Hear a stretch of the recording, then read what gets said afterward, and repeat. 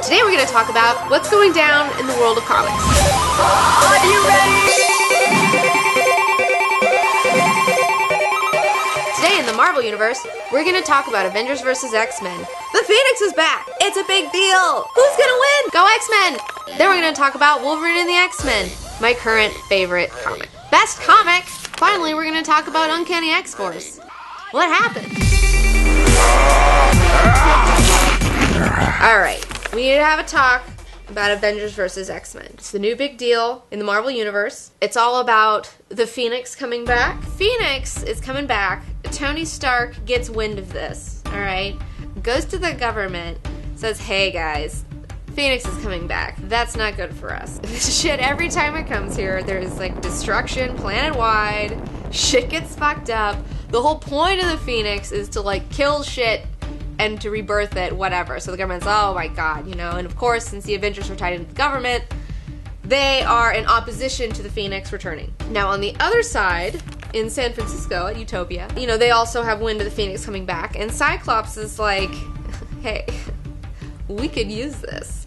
This could be a game changer for us, alright? Because since M-Day, there's only like 200 mutants left. So they are very much the minority these days, okay? And that's not good for them, because they could be revolted against at any time. But if they have the Phoenix on their side, it's a total game changer. No one can fuck with them, pretty much, if they have the Phoenix.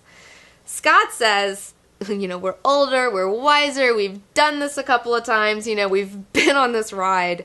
We can do this, like, we can control it. There's kind of some opposition and different opinions within the mutant community. Keep up with Avengers vs. X-Men because I know it's going to be a bunch of game changers coming up, you know, things that you're going to need to know. And, you know, it's just a good old-fashioned battle, you know, like, fuck you, Avengers, X-Men all the way. And I'll talk more about this later. I'm going to talk about Wolverine and the X-Men, my favorite new comic! So good. Let's talk about Wolverine and the X-Men, the most fun fucking comic there is right now, okay?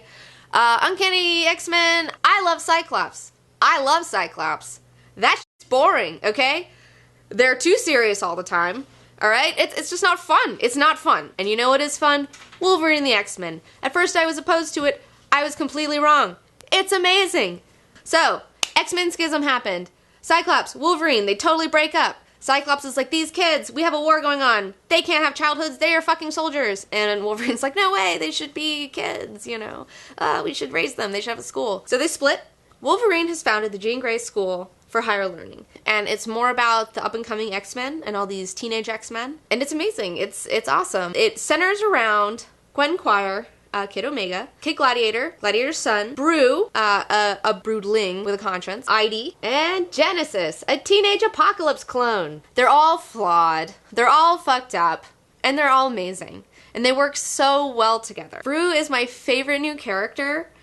Jason Aaron has made me care so deeply about a character. In like 3 issues, I was like, I'm in. Like, this guy is it. He's my favorite, okay? He's adorable. Doesn't understand, you know, and he doesn't get sarcasm, and he's just, he tries so hard, and he loves science, and he just wants to learn, you know. I mean, he's from this fucked up race of beings, okay? He's the only one with a conscience. They let him go, because there's not a lot of brood left. They were like, you know, we can't kill one of our own. Let's just send him off, I guess. I mean, they're like a hive mind, terrible, you know who the Brood is. You know, he's like the new Beast, you know, he's an up-and-coming Beast for the new X-Men. Like I said, he's my absolute favorite. I mean, the part where he goes full Brood on Professor Starblood, you know, Beast pulls him off, I think in issue 7, and he kind of snaps out of it, and he's like, why am I covered in blood? And he's freaking out, and he's having this, like, giant... He's just super bummed, okay? Because he had no idea that he had that sort of viciousness in him. And you see him, and in one of the panels, he's curled up, like, in a little ball in a shadow, you know, and he's so scared, you know, and he just doesn't understand what's happening. And I was like, I mean, it made me so...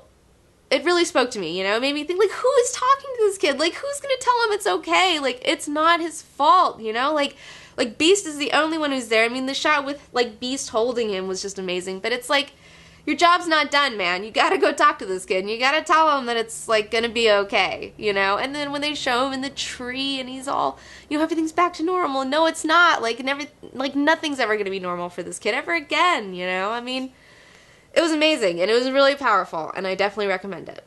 Wolverine and the X-Men is my top pick. And I'll talk more about this, I'm sure, in a later episode. If you're gonna read one comic right now, it should be Wolverine and the X-Men. Uncanny X-Force. What happened?